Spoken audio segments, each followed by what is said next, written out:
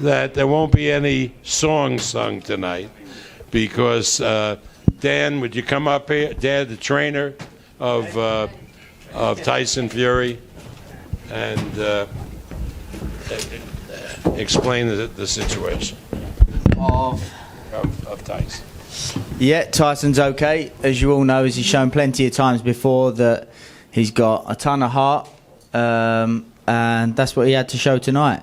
Otto, a man that was, fighting with the inspiration of his passing father, which I want to say he done proud, that's for sure. But it was one of those fights Tyson had to, although we all know Tyson's got the boxing ability and a skill set, but sometimes you have to be able to fight as well, and Tyson's shown that he's able to do that.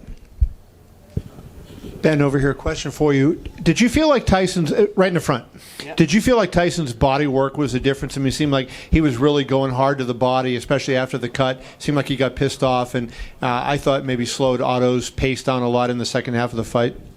Yeah, I mean, I've got to be honest, I had a feeling in the back of my mind that the fight was going to have to go that way. I knew that Otto could box, I knew that he had good pedigree, and I knew that he could make himself awkward. But I also knew that he didn't have the engine of Tyson, the size of Tyson, the heart of Tyson, the desire of him. And I knew that we had to have it in case he needed it, because I had a feeling that he might need it. And it turned out that he did, but luckily he had it in the locker. Over here. How much inside fighting did you work on during training camp? Yeah, we worked on quite a bit, like I just said there. I had a feeling that I knew that obviously I didn't expect there to be a big cut and it to start that way, but I expected Tyson to dominate at distance in the early rounds. Then I had a feeling that Otto had to make a decision, which I didn't know whether he'd make. I didn't know if he'd look to try and close the gap up or if he'd look to keep it at long range. And if he kept it at long range as he slowed down, we worked on Tyson closing that distance and using his physical size to get the job done. It didn't turn out exactly that way, but it turned out that Tyson needed it, and luckily enough, he had it. Ben, could you explain to us basically the role that Jorge Capetillo has in the camp with you guys? Obviously, the last fight was the first fight that he worked alongside with you in the corner. Could you explain the role that he has? Today we saw him working on the cut, which he's not really known for. Could you kind of clarify that up, please? Yeah, Jorge's, ever since we've been finishing our training camps off over in Las Vegas, Jorge's looked after us, treated us well, and he's been a real help in the gym day in, day out, and he's been an absolute pleasure to be around. He's an absolute gentleman, and I've got to say that he done a fantastic job on that.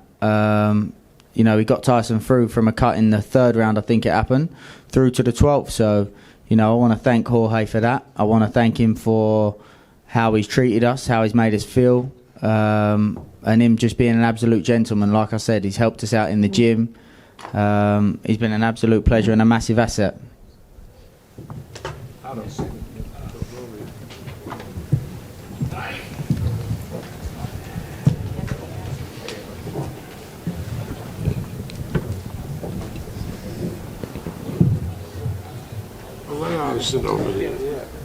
At least I'm better looking than you now, eh?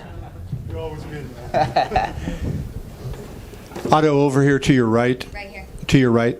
What was the impact of Tyson's body work on you? And secondarily, it seemed like you were really making a habit of going after the cut, trying to work on it after the punch had opened it up. Seemed like you were trying to maybe widen it. Can you talk about those two things, please? Yeah, he was leaning on me a little bit on the ropes, and he gave me some good body shots, but I could take it, and with the cut, it was a good punch that opened it, and I tried to stay on it, and I wish I could have capitalized more on it.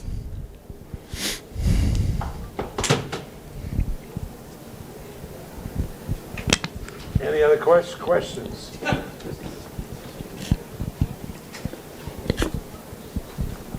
Right here, Chris. Otto, to your left over here. Can you give me a sense of what Tyson with that cut? Did you sense that it was bothering him, and how much was it bothering him? Yeah, it was bothering him some because the blood was coming down. He was shaking his head to get the blood out and try to get it off. So I'm sure it was bothering him some.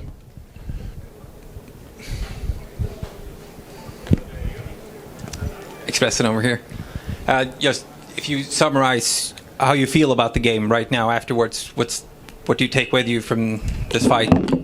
I did everything I could. I left it all in the ring, and unfortunately, it wasn't enough. And Tyson is a great champion, and he deserved the win.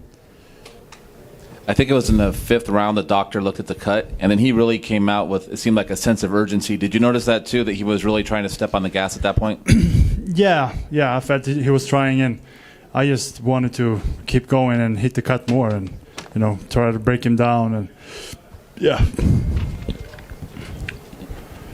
Otto, he's such a big man, and he was leaning on you, and that a lot of that looked as if it wore you down, took some of the strength away from you. Did you feel that as the fight went on, his strength? A little bit. It was it was a lot of things. He did a lot of things good in there, and he's a big guy. It wasn't easy to get to him, and yeah, he's a great champion, and I got a lot of respect for him. Otto, Philippine News Today here. Were you expecting him to be fighting on the inside and be seriously physical with you in this fight? Yeah. I thought that he was going to come out faster and trying to stay on me, but he didn't. And I wasn't surprised that he was trying to fight on the inside. And we were ready for that. And I felt that he hit me with some good shots there, and I hit him with some good shots there. And guys, a lot of credit to Joe Gamache. Yeah. The game plan. As you saw from the beginning of the fight, they really had an answer for everything that Tyson wrote. So. Yeah.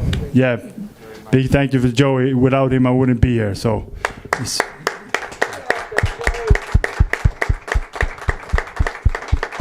I have everything to thank Joey for, and we had a great game plan, like Dimitri said, and yeah, Joey and me have been together for a long time now, and we gotta keep going and we'll come back better. And thanks to Dimitri for making this happen too, and these guys.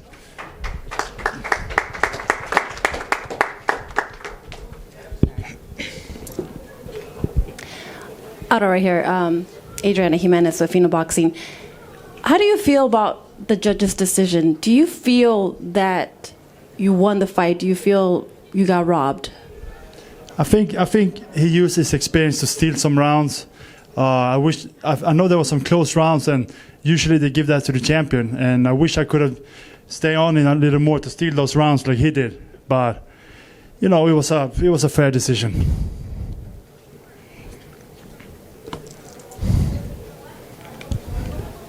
Any more questions? Just one other one for Otto. In the 11th round at the end, how bad were you? It seemed like he hit you with a body shot and you kind of doubled over. Was that his best shot that he hit you with at that point?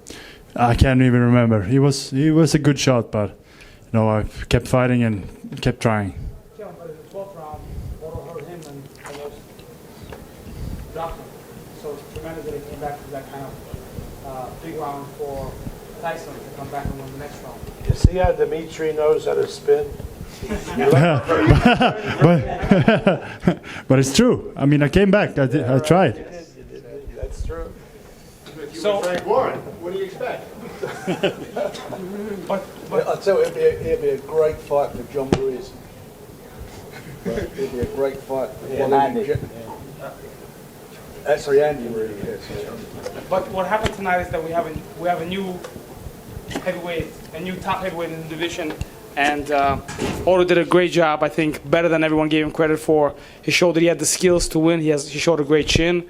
He showed heart. He showed determination. He showed a great corner in Joey Gamache that built a fantastic fight plan from the beginning to end. When Tyson was aggressive, when he wasn't aggressive, I mean, Otto really was prepared mentally and physically to deal with everything that Tyson had to offer. And even the stuff that Tyson did on the inside, I know because I've seen them work together, and this was really a tremendous game plan for both of them. And Otto has never really fought on this level and never really been in the spotlight of this magnitude. So I want to thank Mr. Aram and Top Rank and Frank Warren and Team Fury. But Otto did an amazing job, and he should be recognized as one of the top heavyweights in the world.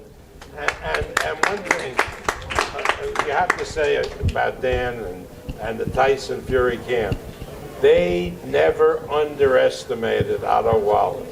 They don't listen to what Eddie Hearn says, right? They know Eddie Hearn doesn't know shit about boxing. They knew Otto Wallin was a good fighter and would give it his all, which he did. And if they hadn't have prepared that way, there would have been another winner tonight. And those that paid attention to the fight, from a technical point of view, when Tyson in the second round went into the ropes and tried to show off and do the rope-a-dope, Otto Wallin went to the body. When he went to the body, Tyson dropped a little bit, and that's when Otto Wallin hit him with the shot that caused the big cut. So that was. You're a promoter, you don't get technical.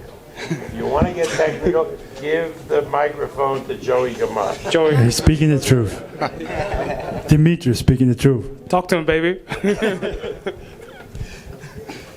All right. Hey, Dan, one question for you. Is there any concern about the cut, how soon Tyson will be able to be back? If he's going to fight in February, do you think from what you saw, I know he's at the hospital, but from what you saw, would that be any concern of allowing him to fight in February? I know boxing and I know boxing very well, but I'm not a surgeon. I couldn't comment on that. So we'll have to see. Tyson's on his way to get it all sorted out now.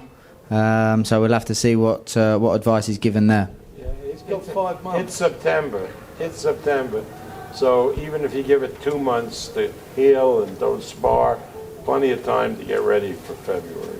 No, it's not, luckily, it kills Frank's plan. Frank wanted to give him another fight in December. But the doctor, we spoke to the doctor, he said as much as it was a bad cut. Sorry. The doctor said it here.